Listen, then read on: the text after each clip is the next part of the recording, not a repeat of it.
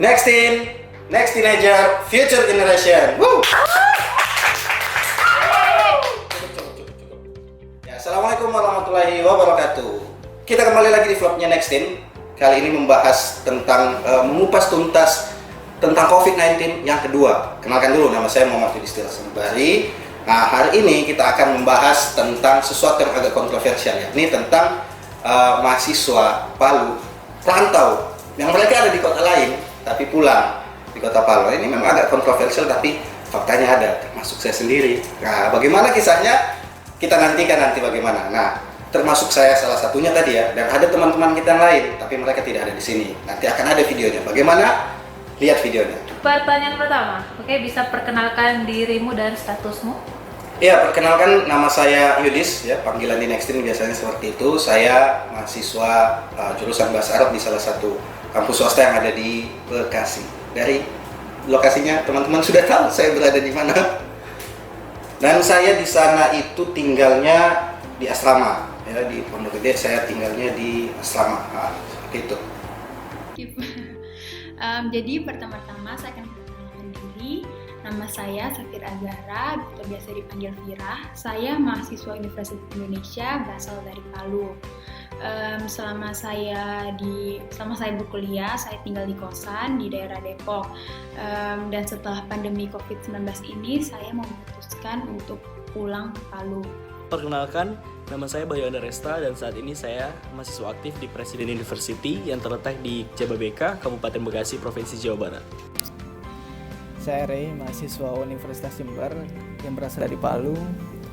Selama kuliah saya tinggal di daerah Sumbersari, sekitar 500 meter dari kampus Universitas Jember. Dan setelah pandemi COVID-19 ini saya memutuskan untuk pulang ke Palu. Oke, pertanyaan berikutnya, apa yang membuatmu pulang ke Palu di tengah pandemi dan di saat-saat berisiko seperti ini? Karena diminta orang tua untuk pulang ke Palu dan kuliah online-nya juga diperpanjang sampai 30 April. Jadi akhirnya saya memutuskan untuk pulang ke Palu. Selama masa pandemi dari COVID-19 ini sendiri, saya memutuskan pulang karena mengingat beberapa konsiderasi yang harus saya pertimbangkan untuk harus pulang ke Palu. Dan saya berani mengambil keputusan untuk balik ke Palu itu sebenarnya bukan tanpa alasan, karena ada beberapa konsiderasi yang membuat saya akhirnya memutuskan untuk balik ke Palu.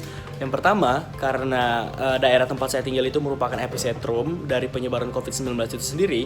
Sebenarnya saya sadar bahwa jika pulang ke Palu itu potensi untuk menularkan ke orang lain itu lebih besar, karena takutnya kita menjadi carrier dari penyebaran COVID-19 itu sendiri. Tapi waktu itu syukurnya saya mengambil keputusan dan tindakan yang cepat untuk segera pulang ke Palu di saat jumlah kasusnya itu belum menyentuh angka 50. Ya, belum menyentuh angka 50 dan itu konsiderasi yang pertama sehingga mengharuskan saya untuk harus cepat-cepat pulang ke Palu. Kemudian konsiderasi yang kedua, hemat saya pribadi ketika saat itu memprediksi kalau pandemi ini di Indonesia sendiri jumlah kasusnya akan terus meningkat, mengingat masa tanggap daruratnya ditetapkan pemerintah itu sampai tanggal 29 Mei, yang berarti pemerintah sudah memiliki rencana tersendiri dan estimasi timeline waktu untuk pandemi ini sendiri.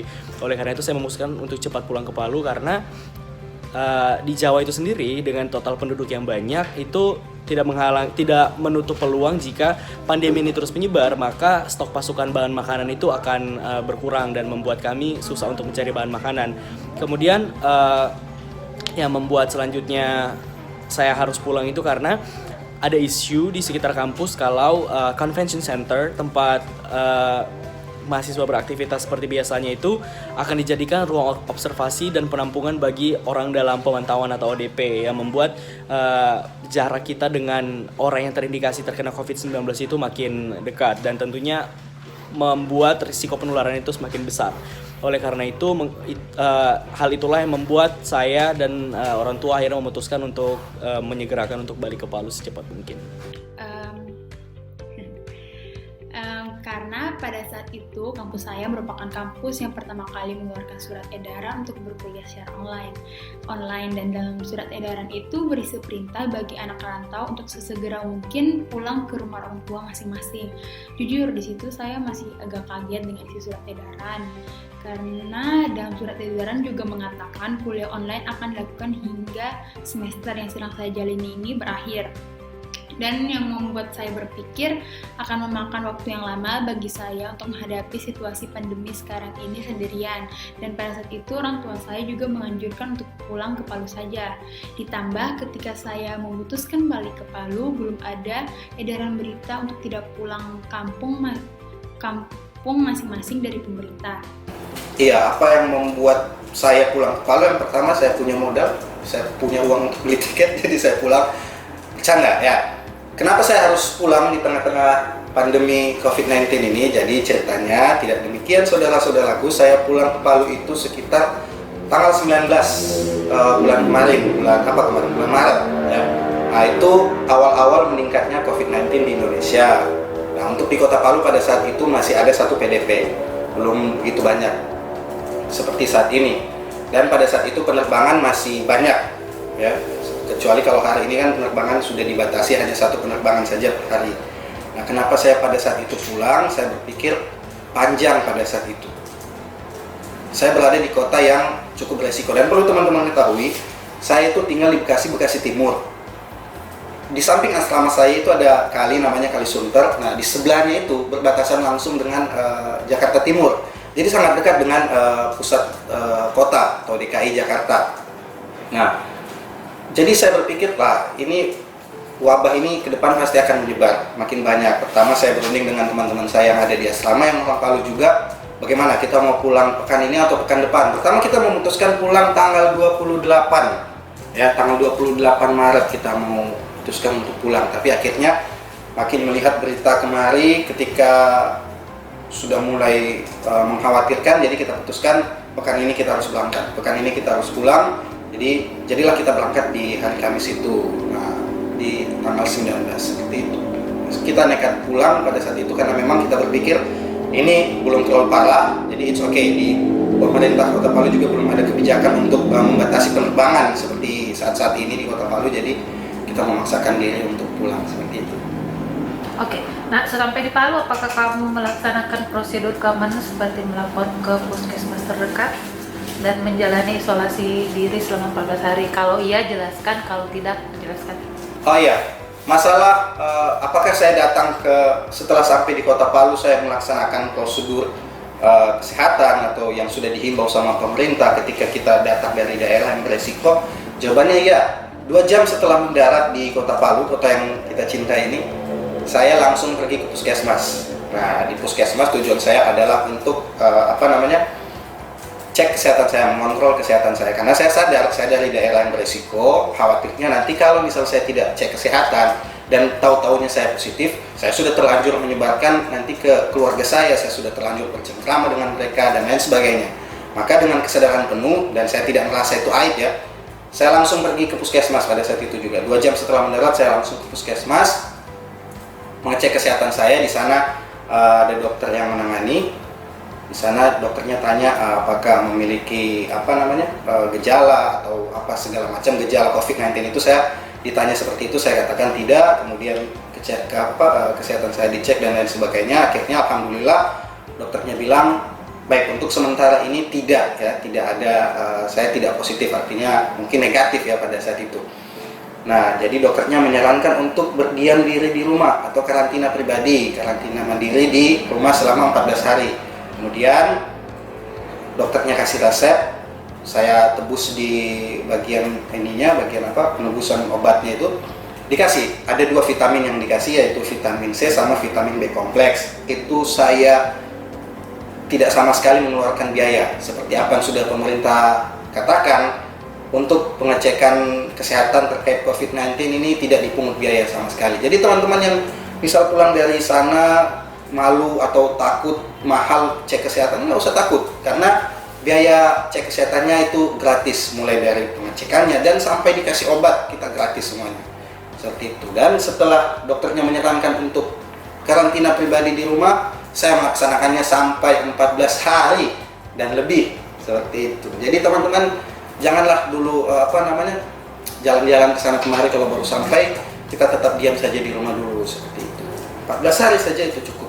Dengan penuh kesadaran, saya sadar betul bahwa bahaya yang ditimbulkan dari penularan COVID-19 ini tidak main-main, karena mengingat obat dan vaksinnya belum ada, kemudian pandemi ini yang muncul menyebabkan kepanikan massal. Oleh karena itu saya sangat tahu dari bahaya COVID-19 ini, baik dari bahaya fisik dan maupun bahaya mental. Oleh karena itu sebelum saya balik ke Palu pada tanggal 19 itu, beberapa hari sebelumnya saya telah mengontak tante saya yang kebetulan bekerja sebagai perawat di salah satu pusat kesehatan masyarakat, dan di situ sebenarnya saya memiliki planning dan rencana agar setibanya saya di Palu maka saya akan langsung pergi ke Kulawi, kampung saya, untuk berdiam diri dan mengisolasi diri di sana. Namun karena pertimbangan di sana terdapat oma saya dan tante saya menyarankan untuk setibanya saya di Palu saya harus mengikuti prosedur yang diterapkan oleh pemerintah. Oleh karena itu setibanya saya di Palu H+1, yaitu pada tanggal 20 Maret, saya pergi melapor ke salah satu puskesmas di dekat rumah dan mengatakan kalau saya adalah orang yang berasal dari daerah transmisi lokal penularan COVID-19 itu sendiri.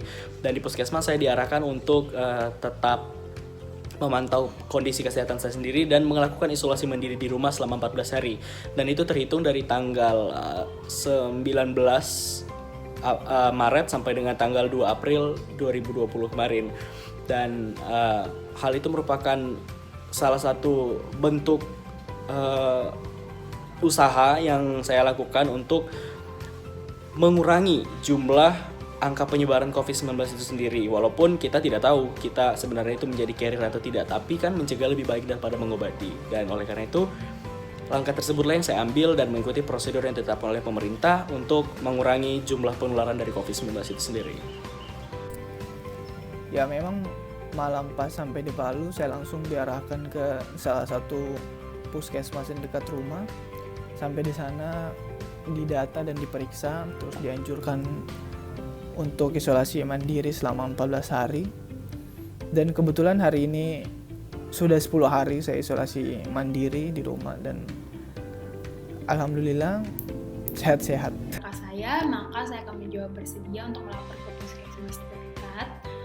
Dan untuk mengisolasi diri, saya sudah menerapkannya semenjak saya pulang ke Palu dari tanggal 20 Maret.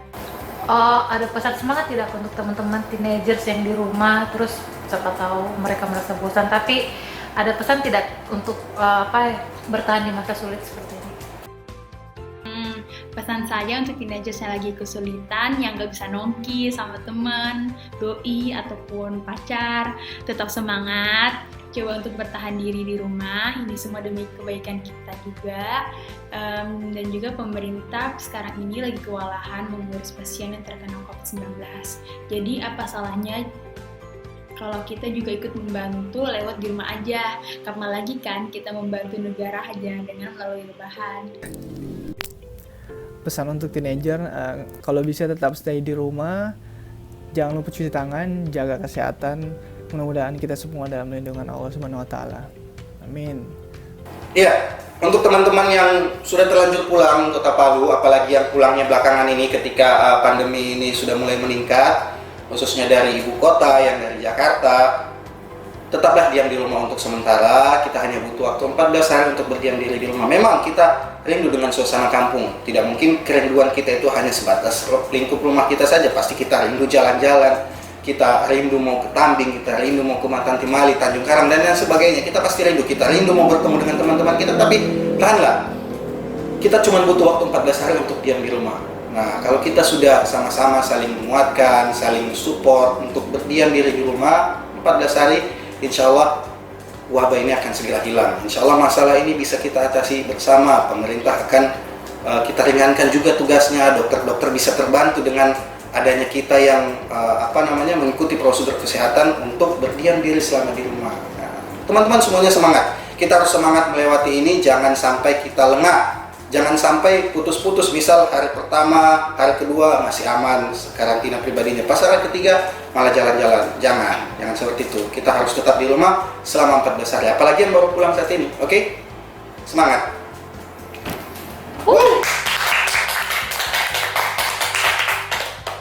Sudah? Oke, makasih. Penutup. Jo. Penutupnya gimana? Ya itu tadi jawaban dari teman-teman dan juga jawaban dari saya. Ya, itu tadi jawaban dari teman-teman yang mahasiswa-mahasiswa dari luar yang sudah pulang ke Palu dan juga dari saya. Ya, kita mahasiswa-mahasiswa yang nakabaga istilahnya, tapi nakabaga tanda kutip ya, memang kontroversi namun fakta. Nah, teman-teman, itu sudah kita bahas tuntas tadi tentang masalah yang sangat kontroversi ini, namun ada terjadi di lapangan. Nantikan video Nextin yang selanjutnya. Terima kasih.